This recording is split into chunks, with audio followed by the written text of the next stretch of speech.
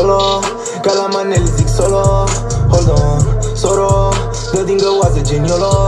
Hold on, toro, fac semne cu mâna în caciolo. Hold on, solo, una mare în spate ca Zoro. Hold on, toți ochii pe mine zici că sunt magnota. Se uită și sota, se excită și măta. Trag o gagul, i-am pus de rupe bancnota. Sunt la monte când mi-l scrie de gota. Mă duc la concert, mă îmbămer la Han. Bag un percos, cobor, iar nimerțan. Îmi iau o carafă și un șnițel așa. Să dăm dedicații copii de prea rea. Azteca cu aia dă mondial. Dacă mă vezi nu vorbi că-s jucar. După cum știi sunt și antisocial. Nu-ți vorbesc pentru că ești un banal. Merg la emisiuni și mi-aduc toți drogații. Am securitate, vorbesc doar prin stații. Nu suntem la fel, nu joca toți la tații. Și de la Golan că ne-au plecat tații. Am suferit de mic, am crescut, am făcut din nimic.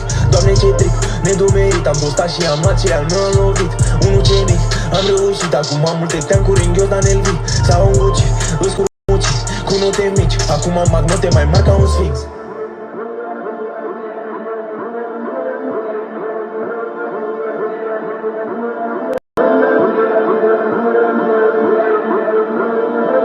Mă sună profi, îmi zic că sunt prea nebun, dansesul bun.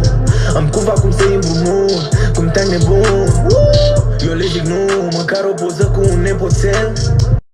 Țin minte mai de mult când mă vedeați doar ca pe un băiețel. Credeați că nu o să fac bani, că sunt drogat, că sunt un lame. Dar fac mai mult decât faci tu, wow, pe lună 10.000 de lei. Aveam la liceu 2 foi pe zi, să-mi iau țigări și niște lei. Acum sunt servit cu cafea în shop la lui V, ce upgrade.